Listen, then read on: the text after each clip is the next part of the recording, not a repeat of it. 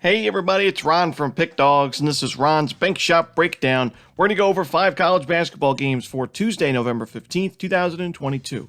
Now, if you like what you see, make sure to give this video a big thumbs up and subscribe to our channel. Helps us out a ton. Don't forget to put your college basketball plays in the comments section below. And if you're looking for my best bets, you can find those at the Premium Picks tab at pickdawgz.com.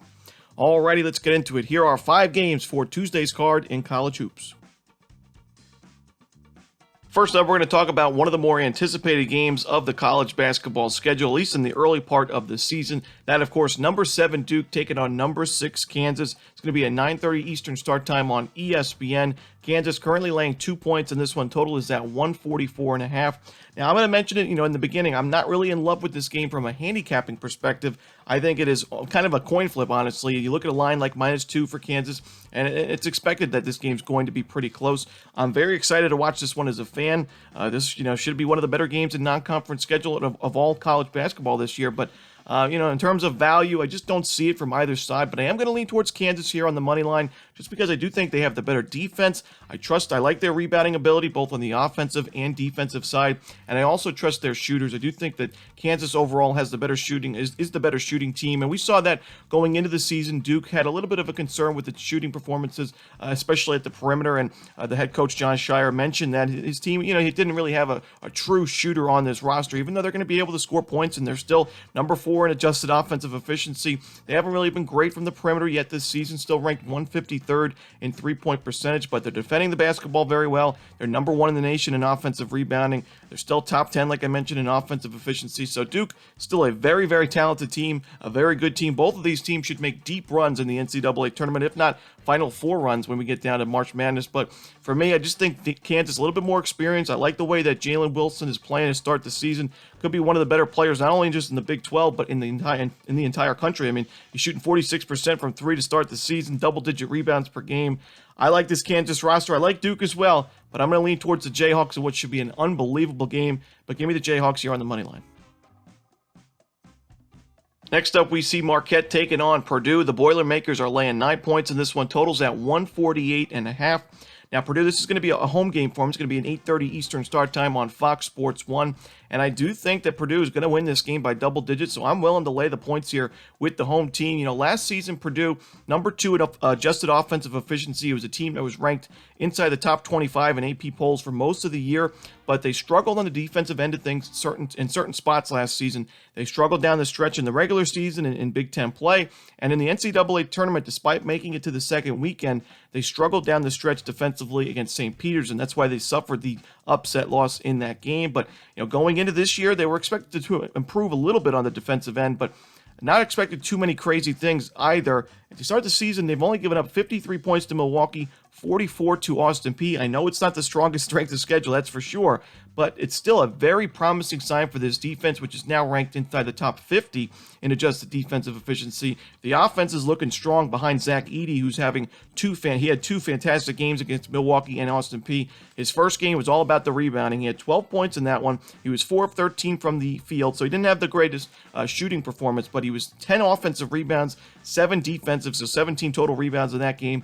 Then his next game against Austin Peay puts up 30 points, 11 total rebounds. This is going to be a team that's going to score plenty of points. They're going to rebound the ball very, very well, and that's where I worry about Marquette. I don't love this defense. They were pretty exploitable against Central Michigan, giving up 73 points, and this was a very bad defensive and offensive rebounding team last year, ranked 325th in offensive, 314th in defensive, and we even saw against Central Michigan, even though they beat them by 24 points, 97 to 73, the rebounding number was even. They were dead even in total rebounds, so that's not a great sign to see when you're going up against a 7'5" Zach Edey and a good rebounding team in Purdue. I think Purdue's going to be able to score all night, and I think their defense makes enough stops in this one. A very good perimeter defense to start the year, which is important because Marquette can certainly shoot the deep ball, so give me Purdue here, laying the points at home. Next up, we see Michigan State taking on Kentucky. The Wildcats laying 6.5 points, totals at 141.5.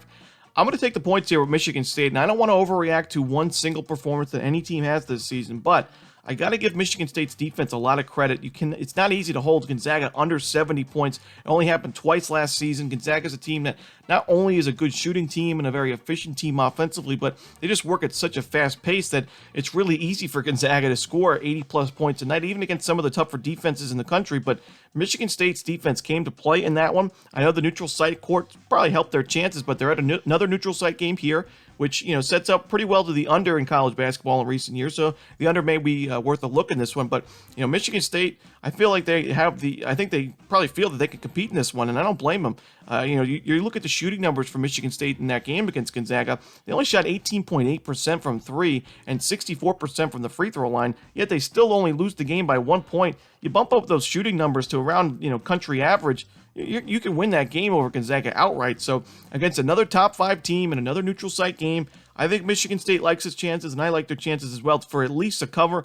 I don't know about an outright win. I'm not going to get that crazy in this one, but I do think the Spartans keep this one within a couple of buckets. So give me the points here with Michigan State at the neutral site. Next up, we see UNLV hosting Dayton. Dayton's laying 4.5 points, and the total is at 133. Now, I think Dayton could be on upset alert in this game. You got a ranked team going into the Thomas & Mack Center. Not an easy place to play at all. One of the tougher places to play, in my opinion, in college basketball, especially in the Mountain West.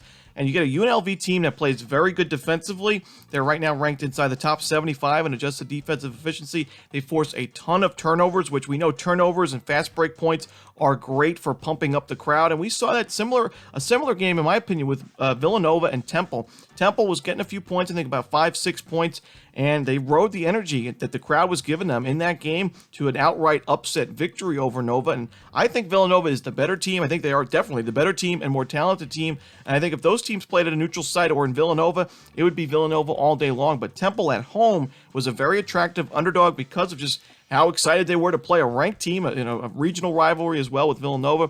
But you got UNLV here getting a crack at a ranked team in Dayton, an undefeated team so far, 2-0, it's only a couple games. But UNLV has to like his chances defensively. They've made improvements in the offseason. I like this UNLV team. I think they're a fighting dog, a live dog. So give me the points. I wouldn't be surprised for an outright upset for UNLV in this one.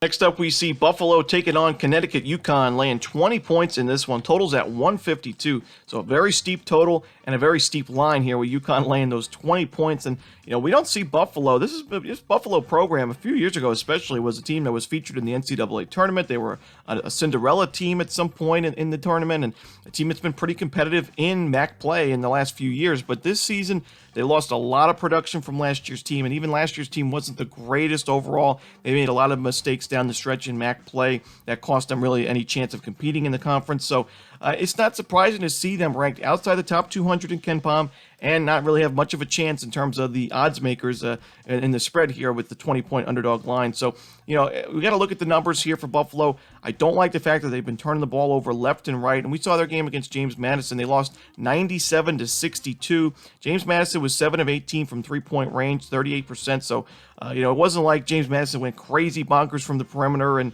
it was just an unlucky performance from Buffalo. They struggled defensively. It was not a pretty sight. They couldn't shoot the ball in that game. They had plenty of chances at the free throw line, and they cashed it on most of them, but it still wasn't enough to really have much of a chance in that one. They got out-rebounded. They turned the ball over 30 times. You're not going to win a game turning the ball over 30 times, especially against a team like UConn, who is great at forcing turnovers. They're great on the offensive and defensive glass, so you're not going to get many second chances, especially if you're a poor shooting team like Buffalo.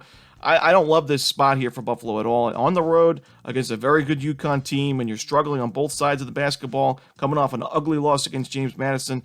I'm sorry, Buffalo. I'm going to take UConn here, laying 20 points in this one to end the night. And that's it. Those are the games we're going to talk about for Tuesday's card in college basketball. Hope you enjoyed this video. If you did, don't forget to hit that like button and subscribe. Don't forget to put your college plays in the comment section below. Again, if you're looking for my best bet, you can always find those at Pick Dawgz Premium. As always, this is Ron Romanelli. Good luck.